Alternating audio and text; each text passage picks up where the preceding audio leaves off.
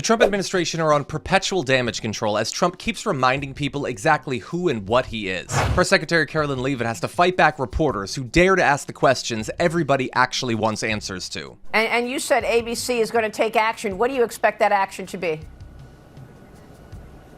Well, we'll have to see. I mean, hopefully this journalist will either be suspended or terminated. You cannot go on these unhinged rants against administration officials and the president of the United States. And then clearly he knew he was wrong because he deleted the post as soon as he allegedly woke up this morning. I will add Natasha Bertrand of CNN, who has done this in the past. In 2020, it was Natasha Bertrand who had 51 intelligence analysts falsely lie to her, but she still put it on paper for some reason, that the Hunter Biden laptop story was Russian disinformation. We all know that's not true, right? We can all agree on that now. That was a lie from the intelligence community.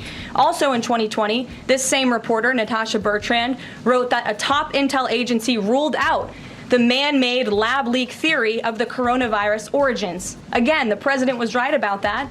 This reporter wrote a lie from the intelligence community to seek a narrative she wanted to prove, and guess what? We now know that's the truth. Also, in 2024, Bertrand pushed the suckers and losers hoax. She also pushed the fine people hoax, which was taking the president's words purposely out of context. And then last October, and I believe this is notable, Natasha Bertrand published an article in Politico from the intelligence agency. She said that John Ratcliffe was speaking without any evidence when he said Iran was attempting to undermine President Trump's presidential campaign. And then we, of course, found out that was absolutely true. In fact, the Biden administration declassed an intel report which said they had high confidence that Iran had done exactly what Ratcliffe alleged. They did run an influence campaign to hurt President Trump's candidacy. In fact, we know the Iranians tried to take President Trump's life. And so this is a reporter who has been unfortunately used by people who dislike Donald Trump in this government to push fake and false narratives. She should be ashamed of herself. And that's not what reporting is. Journalism is trying to find the facts and the truth. And this week we saw this same reporter being used to push a fake narrative to try to undermine the president of the United States, and more importantly, the brave fighter pilots who conducted one of the most successful operations in United States history. And I think the American people fully know that this operation was a complete and total success. To go about the idea that these people are all foreign terrorists, but Judge Boasberg was originally appointed by George W. Bush and then elevated by Barack Obama. I just feel like I should clear that up. Well, let me just say something to that effect, Garrett. 67% of all of the injunctions in this century have come against which president? Donald J. Trump. Let me say that again. 60% of the injunctions by partisan activists in the judicial branch have come against President Donald Trump, and 92% of those have been from Democrat-appointed judges. This is a clear, concerted effort by leftists who don't like this president and are trying to impose or slow down his agenda. So, given that, do you think it's a good use of Congress's time and the president's political capital to try to impeach and remove a federal judge, which would take 67 votes you're unlikely to get in the Senate? Well, look, the president has made it clear that he believes this judge in this case should be impeached, and he has also made it clear that he has great respect for the Chief Justice John Roberts, and it's incumbent upon the Supreme Court to rein in these activist judges. These partisan activists are undermining the judicial branch by doing so. Yamish, good to see you. Hi, good. Thanks for taking my question. Sure. The president showed a video that he said showed more than 1,000 burial sites of white South Africans that he said were murdered. We know that that was not true and that the video wasn't showing that. So I wonder, why did the president choose to show that? What's not true, Yamish? It's not true. The video was showing a burial site. It is unsubstantiated that that's the case. No, it is true that that video showed the crosses that represent what the president claimed. The video showed images of crosses in South Africa about white farmers who have been killed and politically persecuted because of the color of their skin. And those crosses are representing their lives. Those crosses are representing their lives in the fact that they are now dead and their government did nothing about it. Are you disputing that there's no... The video showed what the president claimed it showed, because it did not show that. But even more, what I'm asking you is who at the White House... No, it did show that. It showed white crosses representing people who have perished because of racial persecution. Verify the videos that the president shows, and what protocols are in place when there's unsubstantiated information being put out for the world and world leaders to show? Yamish, what's unsubstantiated about the video? The video shows crosses that represent the dead bodies of people who were racially persecuted by their government. In fact, the Associated Press, of all places, has a picture of that very monument, and the caption from the Associated Press is, "Each cross marks a white farmer who has been killed in a farm murder."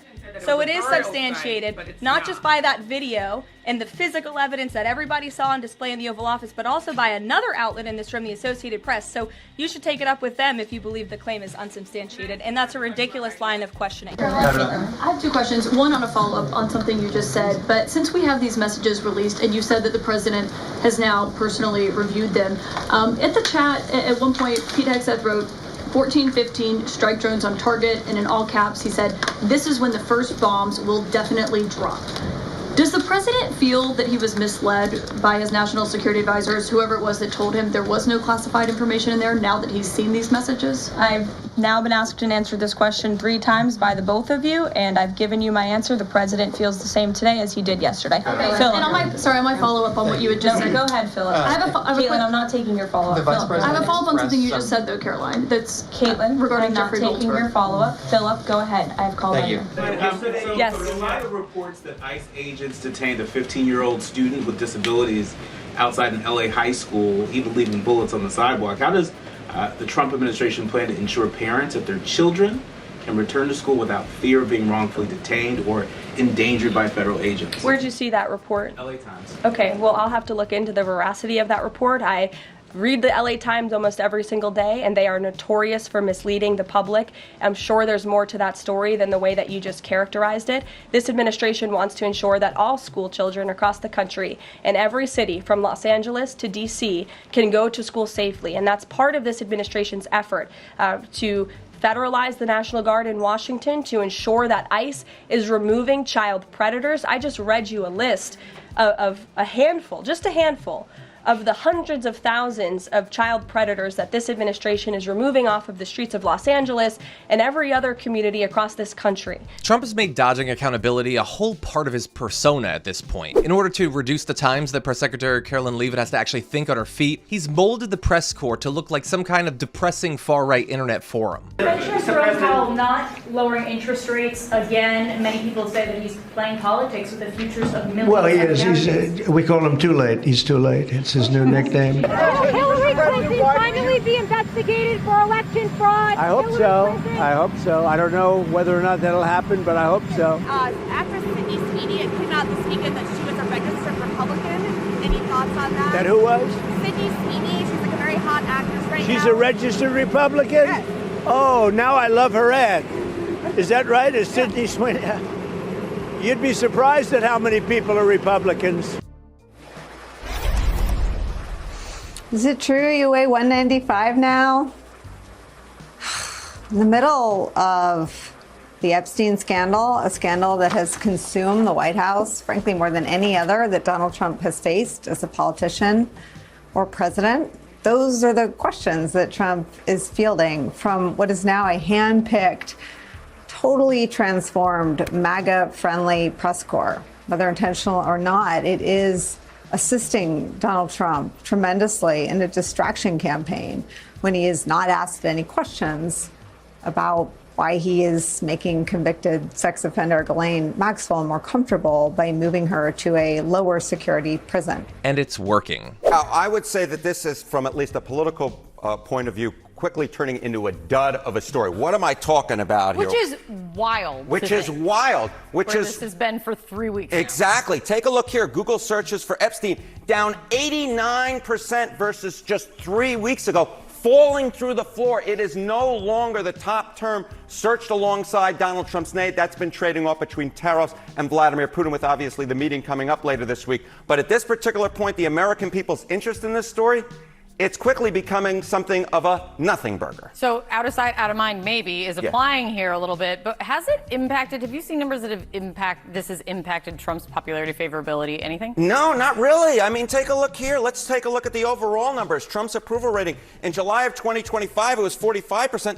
It's still well within that margin of error here at 44%. And you compare that to where he was in his first term at this point, he was at 37%. So he's 7 points higher, very much in a different political universe now, significantly higher in terms of his overall approval rating than he was at this point in his first term. And more than that, among Republicans, his approval rating is near a record high, hovering right at about that 90% mark. So no, he hasn't lost any of that base. And when it comes to that center of the electorate, he's basically holding on there. And his overall approval rating, 44%, is pretty gosh darn good for him considering where he was at this point in term number one. What do you think is behind it? Why there hasn't been more movement? Yeah, why hasn't there been more movement? I think this is pretty simple. Take a look here. Nation's top issue is the Epstein case. This is the number of respondents. This isn't the percentage of respondents. This is the number of respondents. In our last CNN poll, look at this.